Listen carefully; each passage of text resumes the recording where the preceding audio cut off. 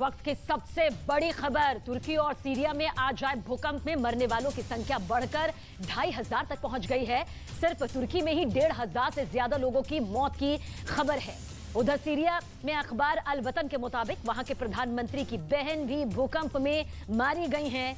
भारत समेत पूरी दुनिया से मदद तुर्की और बाकी देशों तक पहुंचाई जा रही है। तो तबाही बहुत ज्यादा हुई है। इमारतों के गिरने के वीडियोज अब तक सामने आ चुके हैं। आज हमने इस त्रासदी की एक एक खौफनाक और खतरनाक तस्वीरों को बहुत गहराई से जाना, इससे बहुत गहराई से इसका विश्लेषण भी किया। पूरी रिसर्च के साथ बनी इस स्पेशल रिपोर्ट में हर सवाल का जवाब मौजूद है।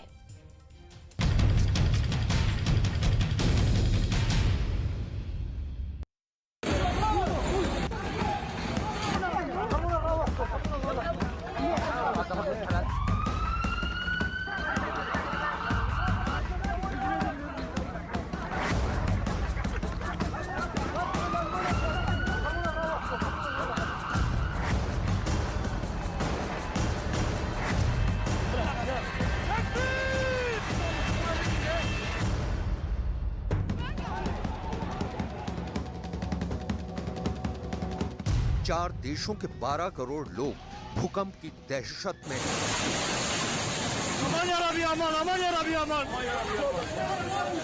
सिर्फ एक बड़ा भूकंप नहीं आया, भूकंप के बाद 80 से ज्यादा आफ्टर शॉक्स आ चुके हैं। और दहशत भी किस तरह की है, इन 5 तस्वीरों से समझिए। तस्वीर नंबर 1, एक साथ गिरी 2 इमारतें। अल्लाहू अकबर! अल्लाहू अकबर! तस्वीर नंबर 2, आखिर क्या हुआ इन लोगों का जो इन इमारतों में मौजूद थे। तस्वीर नंबर 3, एक झटके में जमीन में समा गई गगनचुंबी इमारत। जान बचाने को भागते नजर आए सैकड़ों लोग। तस्वीर नंबर 4, एक एक जान बचाने के लिए भागता इंसान। तस्वीर नंबर 5, इस तरह 6 फरवरी को हिल रहे थे दुनिया के 1 दर्जन देश। पूरे तुर्की और सीरिया में ऐसी करीब 3000 इमारतें गिरकर जमीन दोज हो चुकी हैं। अगर माना जाए कि एक इमारत में औसतन 10 लोग भी फंसे होंगे तो सीधे सीधे 30,000 लोगों की जान बचाने के लाले पड़ गए।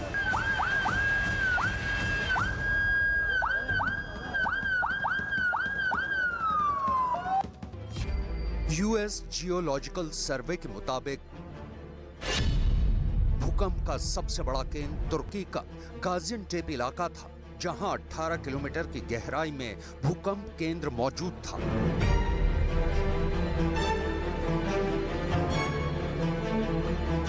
भूकंप ने कितनी बड़ी तबाही मचाई है, आप इस बात से अंदाजा लगा सकते हैं कि तुर्की में तो कोहराम मचा ही, इसके अलावा भी आसपास के 1 दर्जन देशों तक भूकंप के झटकों ने लोगों को हिला दिया। तुर्की के अलावा Syria, Lebanon, Cyprus, Greece, Jordan, Israel, Iraq, Romania, Georgia और इजिप्ट में भी भूकंप के झटके महसूस किए गए। तुर्की के आदियामा और दियारबकर में सबसे ज्यादा तबाही मची है। यहाँ पर सबसे ज्यादा इमारतें गिरी हैं।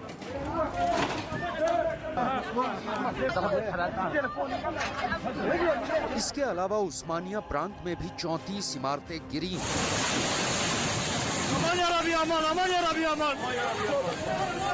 तुर्की के मलात्या में 130 से ज्यादा इमारतें गिरी हैं। गाजियान्टेप में 1800 साल पुरानी रोमन साम्राज्य की धरोहर को भी भूकंप से नुकसान पहुंचा है। सदियों से खड़ी रोमन साम्राज्य की ये निशानी भी भूकंप का कहर नहीं झेल पाई। तुर्की के हताए प्रांत में एयरपोर्ट का रनवे ही बर्बाद हो गया। लेकिन कुछ वीडियो ऐसे हैं जिनको देखकर पूरी दुनिया कांप रही है। ये तुर्की के मलात्या इलाके का वीडियो है, जहां पूरी इमारत अचानक गिर गई और लोग धुएं के गुबार के बीच भागते नजर आए।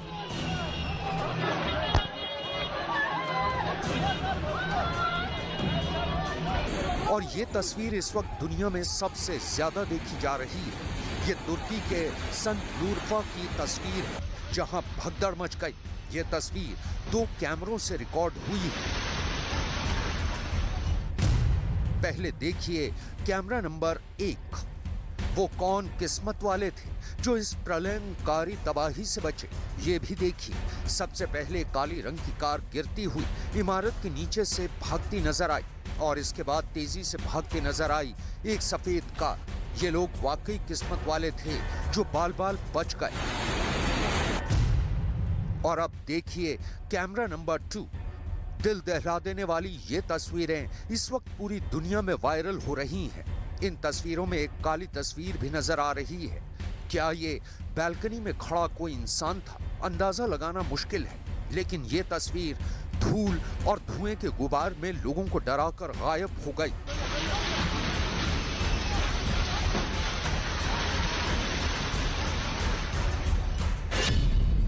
तुर्की में भूकंप केंद्र धरती के अंदर मौजूद टेक्टोनिक प्लेट्स के ट्राई जंक्शन पर था। 3 plates, Arabian plate, African plate और अनातोलिया प्लेट के ट्राई जंक्शन पर सबसे बड़ी हलचल हुई है।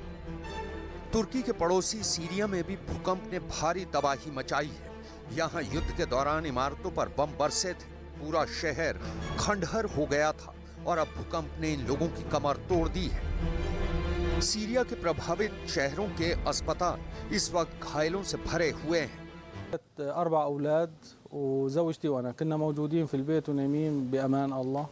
حسينا على الهزة الأرضية مباشرة، صحينا يعني كانت قوية جدا. يعني ساكن في بناء مؤلف من 4 طوابق، أنا أسكن في الطابق الثالث. يعني حسينا على الهزة كانت قوية جدا، مباشرة سحبنا المرأة والأولاد ورقدنا باتجاه باب الدار، يعني بحسب العرف اني بدنا نطلع برا البنايه.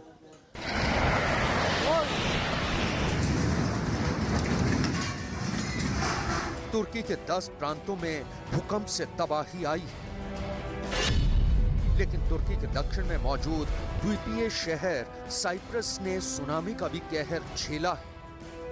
करीब 50 देशों ने तुर्की को मदद का प्रस्ताव भेजा है। प्रधानमंत्री नरेंद्र मोदी ने ट्वीट करके पीड़ित लोगों के प्रति सहानुभूति व्यक्त की है। तुर्की में राहत और बचाव के लिए भारत की टीमें भी रवाना कर दी गई हैं।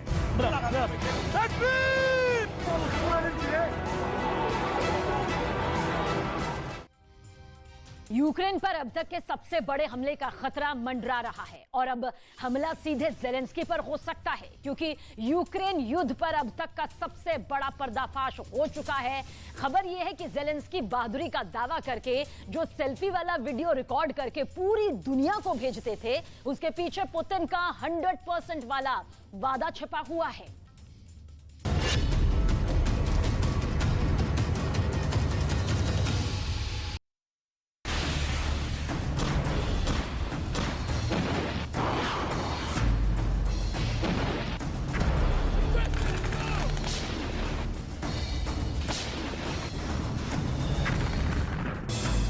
रूस के राष्ट्रपति व्लादिमीर पुतिन और यूक्रेन के प्रेसिडेंट वोलोदिमीर ज़ेलेंस्की, एक दुनिया के सबसे ताकतवर देशों में शुमार रूस के सबसे शक्तिशाली नेता, तो दूसरे दुनिया के करीब 200 देशों की फहरिस्त में शामिल एक अदने से मुल्क यूक्रेन के राष्ट्राध्यक्ष, दोनों एक दूसरे के कट्टर दुश्मन, जानी दुश्मन। लेकिन क्या पुतिन ने ज़ेलेंस्की को जीवन दान दिया है?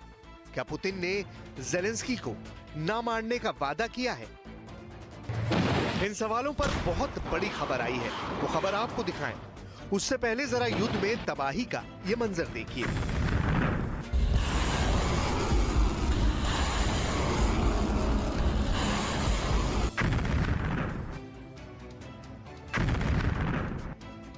रूस और यूक्रेन में कोई मुकाबला ही नहीं।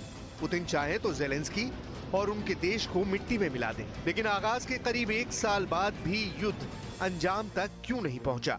क्या नेटो की शह पर ज़ेलेंस्की की आर्मी पुतिन की सेना पर भारी पड़ रही है, या फिर पुतिन यूक्रेन को बहुत धीरे धीरे बर्बाद करना चाहते हैं?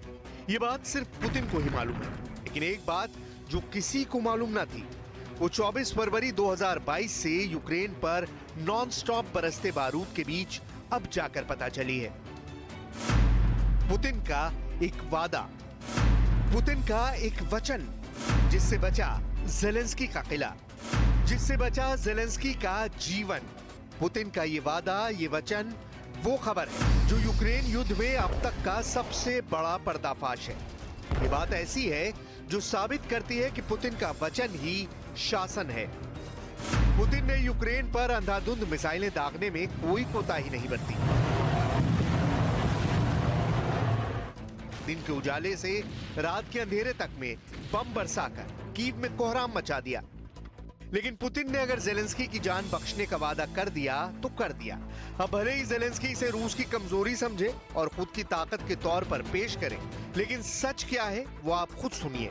באיזשהו שלב, 3 שעות פנימה 4, אנחנו כבר מדלגים לתוך הפגישה, אני אומר לו, שמע, מה עם הסיפור הזה?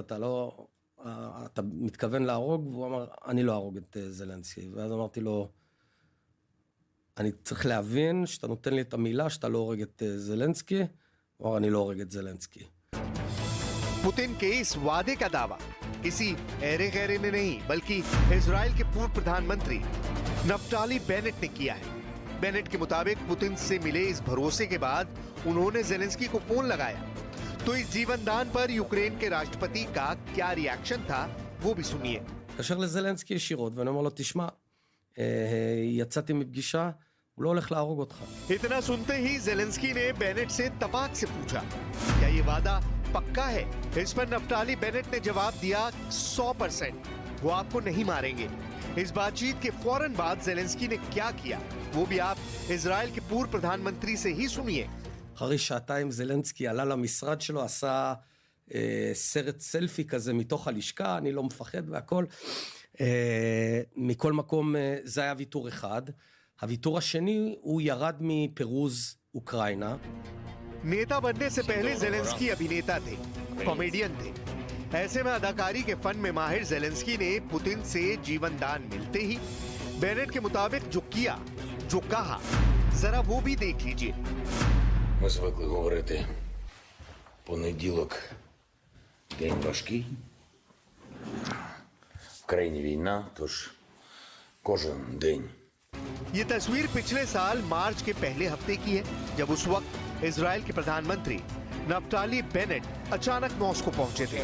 24 फरवरी 2022 को यूक्रेन पर रूस के पहले अटैक के बाद किसी दूसरे देश के नेता का ये पहला मॉस्को दौरा था। उस समय बेनेट के मॉस्को दौरे की खबर इंटरनेशनल मीडिया की हेडलाइंस थी, क्योंकि बेनेट ने रूस और यूक्रेन में मध्यस्थता की पहल की थी। यूक्रेन में युद्ध के बरसते शोलों के बीच रूस जाने की हिम्मत दिखाई थी।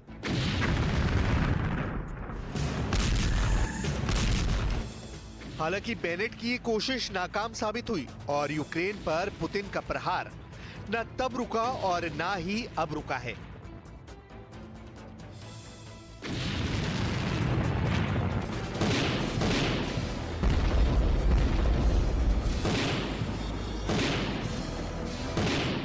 लेकिन पिछले साल मार्च में जो कोशिश इजराइल के तब के प्रधानमंत्री ने की, उसकी इनसाइड स्टोरी अब जाकर सामने आई। तब बेनेट ने पुतिन से क्या पूछा था वो आज देखिए। मॉस्को दौरे पर बेनेट ने पुतिन से पूछा कि क्या आप ज़ेलेंस्की को मारने का प्लान बना रहे हैं। इस पर पुतिन ने जवाब दिया कि वो ज़ेलेंस्की को नहीं मारेंगे। इस पर बेनेट को यकीन न हुआ तो एक बार फिर से पूछा कि क्या पुतिन इसका वादा कर रहे हैं कि वो ज़ेलेंस्की को जान से नहीं मारेंगे। इस पर पुतिन ने फिर दोहराया कि वो ज़ेलेंस्की को नहीं मारेंगे। इसके बाद ज़ेलेंस्की ने क्या किया उसकी कहानी आप बेनेट की जुबानी सुन चुके हैं और वीडियो सबूत देख चुके हैं। बेनेट के मुताबिक उनकी मध्यस्थता की पहल के दौरान पुतिन ने यूक्रेन के डिसआर्मामेंट यानी निरस्त्रीकरण की जिद छोड़ दी थी, तो ज़ेलेंस्की ने नेटो में शामिल न होने का वादा किया था। लेकिन पुतिन ने जैसे ही ज़ेलेंस्की को न मारने का वादा किया और ये वादा जैसे ही ज़ेलेंस्की के कानों तक पहुंचा, फिर तो उन्होंने अपनी शेखी बगाड़ने का मौका नहीं गंवाया।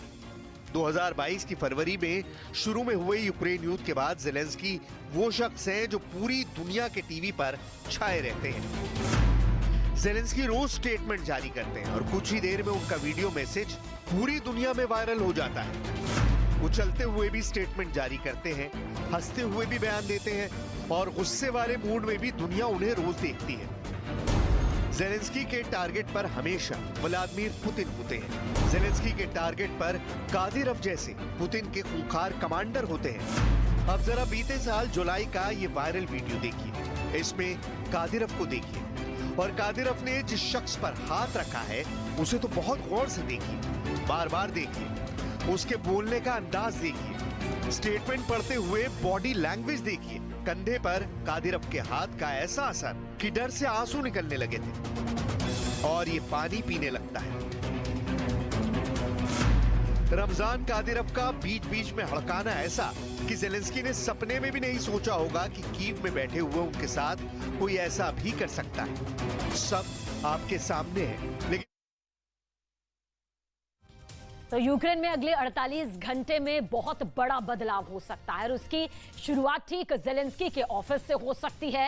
महायुद्ध के बीच यूक्रेन की सरकार में ऐसी इमरजेंसी पहले कभी नहीं आई थी। ये रिपोर्ट आपको जेलेंस्की के ऊपर पुतिन से भी बड़े खतरे के बारे में पूरी जानकारी देती नजर आएगी।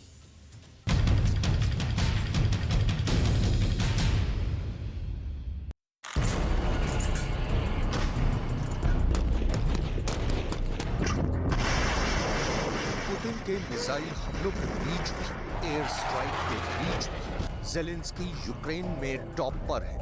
यूक्रेन में हजारों लोग और फौजियों की मौत हो गई, लेकिन जेलेंस्की का बाल भी बांका नहीं हुआ। लेकिन अब जेलेंस्की बहुत अकेले पड़ चुके हैं, क्योंकि यूक्रेन में सेकंड लाइन वाली लीडरशिप करीब करीब खत्म हो चुकी है। अपने गृह मंत्री को हेलीकॉप्टर हादसे में खोने के बाद जेलेंस्की ने बड़ा फैसला लिया और अपनी सरकार में नंबर 2 यानी रक्षा मंत्री ओलेक्सी रेजनिकोव को पद से हटा दिया है। इसका मतलब साफ है कि जेलेंस्की के बाद यूक्रेन की मजबूत लीडरशिप वाला क्रम बिखर गया है। हालांकि ओलेक्सी रेजनिकोव को नवंबर 2021 में ही रक्षा मंत्री बनाया गया था, लेकिन यूक्रेन युद्ध के बीच ऐसे बड़े फैसले को लेकर जेलेंस्की की तरफ से पहले कोई इशारा नहीं किया गया। सब कुछ गुपचुप हुआ, ना ही इस पर कोई चर्चा हुई, ना ही कोई खबर बाहर आई। जब कीव और खार्किव पर बमबारी तेज हुई है और डॉनबास के बाद यूक्रेन के नए शहर पर पुतिन की नजर गड़ी हुई है, तब अपनी सरकार के उस मंत्री को बदल देना जो युद्ध का पूरा मैनेजमेंट देखता रहा है, ये जेलेंस्की का बहुत बड़ा सिग्नल है। सवाल है कि अब जिम्मेदारी किसको दी जा रही है। तो नाम है Kyrylo Budanov. Kyrylo Budanov Ukraine की खुफिया एजेंसी GUR के प्रमुख हैं और अब उन्हें रक्षा मंत्रालय की जिम्मेदारी मिलना जेलेंस्की का बहुत बड़ा मैसेज है। 37 साल के बुडानोव ने कई खुफिया ऑपरेशन अंजाम दिए हैं। युद्ध की डायरेक्ट जिम्मेदारी निभाने से पहले किरिलो बुडानोव को अपने करियर में प्रमोशन काफी तेजी से मिले। 37 वर्ष की उम्र में इतनी बड़ी कुर्सी मिलना बताता है कि जेलेंस्की ने ये भरोसा कुछ सोच समझकर ही जताया है। लेकिन गृह मंत्री को हेलीकॉप्टर हादसे में खोने के बाद रक्षा मंत्री फौरन बदल देना, इसे लेकर कई सवाल भी उठ रहे हैं। मुद्दा लीडरशिप बदलने का है, मुद्दा रूस से लगातार हार मिलने का भी है और अब मुद्दा भ्रष्टाचार भी बन चुका है। Перший раз на публічній службі, це 14-й рік, секретар Київської міської ради. Я зразу всім сказав, ні один чиновник не вічний в кріслі. Не один. Тому будь готовий в будь-який момент, що цей етап завершиться. Рішення бути міністром оборони або не бути приймає одна людина, це Верховний Головнокомандуючий, президент України Володимир Зеленський. एक खास बात ये भी है कि रक्षा मंत्री बदले जाने का फैसला ऐसे वक्त में हुआ है जब रेजनिकोव ने प्रेस कॉन्फ्रेंस में कहा कि रूस फरवरी महीने में बहुत बड़ा हमला करने जा रहा है। सवाल है कि युद्ध के बीच रक्षा मंत्री ओलेक्सी रेजनिकोव को हटाने का फैसला जेलेंस्की ने क्यों किया और उनकी जगह किरिलो बुडानोव को रक्षा मंत्रालय देने का फैसला क्यों किया गया। इसमें कोई शक नहीं कि यूक्रेन की हालत बहुत खस्ता हो चुकी है। रूस के खिलाफ अब यूक्रेन हथियारों की भीख मांग रहा है। रूस को रोकने में जेलेंस्की 1-2 मोर्चों पर तो कामयाब है, लेकिन अब कब कौन शहर रूस के हाथ में जाने वाला है, इसका सही अपडेट जेलेंस्की को भी वक्त पर नहीं मिलता। इस वक्त यूक्रेन जितना ज्यादा गोला बारूद का सामना कर रहा है, उतना ही खोखला वो युद्ध के दौरान हो रहे भ्रष्टाचार से भी होता जा रहा है। 24 जनवरी को यूक्रेन के डिप्टी डिफेंस मिनिस्टर याचेस्लाव शापोवालोव को भ्रष्टाचार के मामले में इस्तीफा देना पड़ा था। इसके बाद ओलेक्सी रेजनिकोव पर भी दबाव बढ़ा, लेकिन उन पर सीधा आरोप नहीं था। इसमें कोई शक नहीं कि रेजनिकोव के कार्यकाल में यूक्रेन पश्चिमी देशों से हर तरह के हथियार लेने में कामयाब रहा है। उन्हीं के जरिए यूक्रेन को अरबों डॉलर की मदद भी मिली है ताकि रूस का सामना किया जा सके। रूस से लड़ने के लिए रेजनिकोव बड़े बड़े हथियार यूक्रेन लाने की बात कर रहे हैं, लेकिन सच ये भी है कि रक्षा मंत्रालय में करप्शन की चिंगारी ने उनके दामन को भी नहीं छोड़ा और दुनिया भर में ज़ेलेंस्की की हथियार मांगने वाली मुहिम भी शक के दायरे में आ गई। हालांकि यूक्रेन में भ्रष्टाचार के आरोप रक्षा मंत्रालय पर ही नहीं लगे। यूक्रेन के डिप्टी इंफ्रास्ट्रक्चर मिनिस्टर वेसिली लोंजिस्की को भी भ्रष्टाचार के आरोपों के चलते पद गंवाना पड़ा है। एक हफ्ते में यूक्रेन के अंदर 15 अफसर बर्खास्त कर दिए गए हैं और इसके पीछे ज़ेलेंस्की का ही ऑर्डर है। Сьогодні ж Службою безпеки України, ДБР, Бюро економічної безпеки та прокуратурою в рамках відкритих кримінальних проваджень проведено десятки обшуків та інших дій в різних регіонах і щодо різних осіб. Я не хочу давати політичних оцінок, які можуть бути використані цими особами в інтересах свого захисту, але я бачу з реакцій в суспільстві, що люди підтримують дії правоохоронців. Отже, рух до справедливості відчувається. ज़ेलेंस्की को लग रहा है कि यूक्रेन युद्ध हार की तरफ बढ़ रहा है और यही वजह है कि अधिकारी और नेता अब अपना फायदा करने में लगे हुए हैं। जलते पाकिस्तान से एक और झुलसा देने वाली खबर सामने आई। अब की बार पाकिस्तान के क्वेटा को आतंकियों ने अपना टारगेट बनाया, निशाना। इस ब्लास्ट के बाद पाकिस्तान से एशिया कप की दावेदारी छिनती हुई दिख रही है। जो देश अपनी खिलाड़ियों को ही सुरक्षा की गारंटी नहीं दे सकता, वो विदेशी मेहमान खिलाड़ियों को आखिर कैसे हिफाजत में रख पाएगा, सवाल यही है।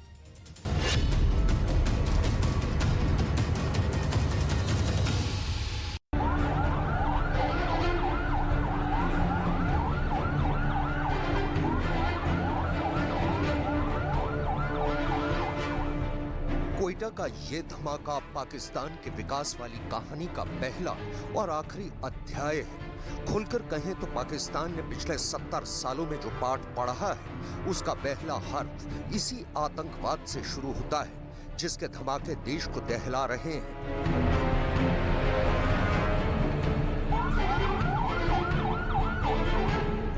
ये धमाका क्वेटा के सबसे सुरक्षित इलाके में किया गया।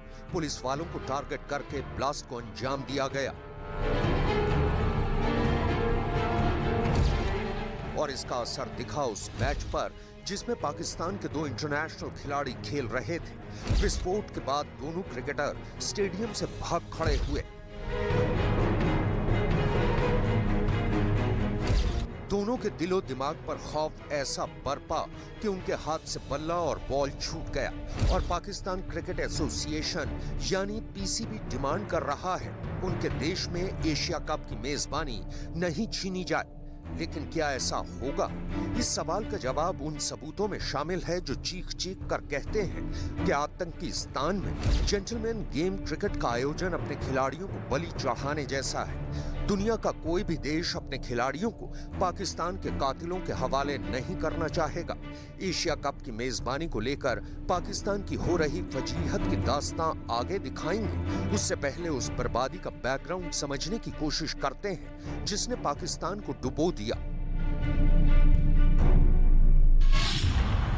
क्वेटा ग्लेडिएटर्स और पेशावर जालमी के बीच एक प्रदर्शनी मैच खेला जा रहा था कि तभी स्टेडियम के बाहर एक भयानक बम धमाका हुआ। इस प्रदर्शनी मैच में बाबर आजम, सरफराज अहमद, शाहिद अफरीदी और नसीम शाह जैसे खिलाड़ी खेल रहे थे। विस्फोट के कारण इन खिलाड़ियों को मैदान से भागकर पवेलियन के अपने ड्रेसिंग रूम में छिपना पड़ा। जरा सोचिए, ये खिलाड़ी तो पाकिस्तान के अपने हैं जिनके परखच्चे उड़ाने से भी पाकिस्तानी आतंकवादी बाज नहीं आ रहे। फिर दूसरे खिलाड़ियों के खिलाफ नफरत के साथ पाकिस्तानी आतंकवादी क्या करेंगे जब कोई देश इनके मुल्क में खेलने पहुंचेगा? जाहिर तौर पर पाकिस्तान में क्रिकेट मैच खेलना जानबूझकर साइनाइड चाटने जैसा है। पाकिस्तान में सुरक्षा, चाहे सड़क हो या संसद, एक मजाक बन गई है। क्वेटा ब्लास्ट से पहले पेशावर के मस्जिद में फिदायिन हमला हुआ, 100 से ज्यादा लोग मारे गए, जिसमें ज्यादातर पुलिस वाले थे। क्वेटा में भी आतंकवादियों के टारगेट पुलिसकर्मी ही थे। सवाल है, पाकिस्तान किस बूते पर विदेशी खिलाड़ियों को सुरक्षा मुहैया कराने का दावा कर रहा है, जब वो अपने ही खिलाड़ियों की जान बचाने में फेल हो रहा है। पाकिस्तान में पिछले 2 दशक से किसी भी बड़े मल्टीनेशनल टूर्नामेंट को आयोजित नहीं किया गया है। इसके पीछे सबसे बड़ा कारण सुरक्षा ही रहा है। ऑस्ट्रेलिया, इंग्लैंड और न्यूजीलैंड जैसी कुछ बड़ी टीमें पाकिस्तान बायलैटरल सीरीज खेलने जरूर आईं, लेकिन किसी मल्टीनेशनल टूर्नामेंट की मेजबानी से पाकिस्तान को दूर रखा गया, जिसका कारण सुरक्षा ही है। इसी सुरक्षा के मद्देनजर अब इसी साल होने वाले एशिया कप की मेजबानी पाकिस्तान से छिनती दिख रही है। सिर्फ एशिया कप ही नहीं, पाकिस्तान को इसी साल आईसीसी चैंपियंस ट्रॉफी की मेजबानी मिली थी, लेकिन उस पर भी खतरे के बादल मंडरा रहे हैं। क्वेटा में बम ब्लास्ट की जिम्मेदारी तहरीक तालिबान पाकिस्तान ने ली है। पेशावर बम धमाके की जिम्मेदारी भी इसी संगठन ने ली थी, लेकिन बाद में इसे इनकार कर दिया। मतलब देश की टॉप सिक्योरिटी एजेंसियों को भी नहीं पता कि पाकिस्तान का कौन सा आतंकी कितने बारूद के साथ कहां बैठा है। आलम यह है कि पाकिस्तान इस वक्त आतंकवादियों का स्वर्ग बन गया है। जितना चाहे खून बहा सकते हैं ये आतंकी, कभी पेशावर, कभी क्वेटा। जितनों को चाहे मौत की नींद सुला सकते हैं, कभी लाहौर, कभी कराची। पाकिस्तान के पालने में पला आतंकवाद का शिशु अब अपने प्रौढ़ रूप में मुल्क को जला रहा है। रक्त बीज की तरह इंसानों का लहू चाट रहा है और हुक्मरान खामोश तमाशबीन बन गए हैं। ठीक वैसे ही जैसे जब रोम जल रहा था तब नीरो बांसुरी बजा रहा था। यकीन नहीं होता तो 4 महीने लंदन में बिताकर वतन लौटी नवाज शरीफ की बेटी मरियम नवाज की स्पीच सुन लीजिए। प्रधानमंत्री चचा जान शहबाज शरीफ पाकिस्तान में आतंक पर कबूलनामा लिख चुके हैं। अब भतीजी मरियम नवाज पाकिस्तान की हकीकत अपने मुखाबर बिंद से पेश कर रही हैं। सुनिए। दिल में शदीद तकलीफ है कि आपके घरों में मुश्किलात हैं। आटा महंगा है, रोटी महंगी है, सब्जी महंगी है, गोश्त महंगा है, दालें महंगी हैं। ये महंगाई किसकी अता की हुई है? आज जो हमें कीमतें बढ़ानी पड़ रही हैं, वो उस मुआहदे की वजह से जो इमरान खान करके चला गया। मरियम नवाज के पिता करप्शन केस में लंदन भागे हुए हैं। वर्तमान प्रधानमंत्री शहबाज शरीफ यानी मरियम के चचा जान पर करप्शन के कई केस चल रहे हैं और खुद मरियम नवाज करप्शन केस में जेल काट चुकी हैं। ये बेहद सीधी और सामान्य सियासत है कि जब अपने से कुछ ना हो तो ठीकरा पहले वाले पर फोड़ दो। मरियम नवाज यही कर रही हैं। बाजवा साहब जब रिटायर हुए तो उन्होंने लोगों को कहा कि मैं मानता हूं कि इमरान खान जैसा ब्लंडर हमसे हुआ है। ये पाकिस्तान के 75 सालों में तारीख का सबसे बड़ा ब्लंडर था। और ये ब्लंडर नहीं था, ये सांप था जो 5 के टोले ने पाला। सांप, अब यही सांप उस 5 के टोले को डस रहा है। इमरान खान नियाजी भी सियासी बदले की भूमिका निभाते सर्वदलीय कॉन्फ्रेंस में आने से इनकार कर चुके हैं। ये कॉन्फ्रेंस IMF के कर्ज की शर्त पूरी करने के लिए है, लेकिन यहाँ भी सब बटे हुए हैं। कहीं कोई सुर नहीं, कोई लय नहीं, कोई तरीका नहीं, कोई सलीका नहीं, कोई नियम नहीं, कोई कानून नहीं। पाकिस्तान इस वक्त अराजकता का दलदल बन गया है। जितना ही निकलना चाह रहा है धंसता जा रहा है, क्योंकि देश को बचाने की नीयत किसी की भी नहीं है। सब स्वार्थ के शिखर पर खड़े अपनी तुरही बजा रहे हैं। नीचे जमीन पर आवाम महंगाई भुखमरी से रेंग रही है। जिस सेना के बूटों तले आवाम अपनी किस्मत तलाशती आई है, उसे भी आवाम की परवाह नहीं। उसके पास भी सियासतदानों की तरह कश्मीर वाली मीठी गोली है, जिसके लिए आवाम 24 घंटे मुंह खोले खड़ी है।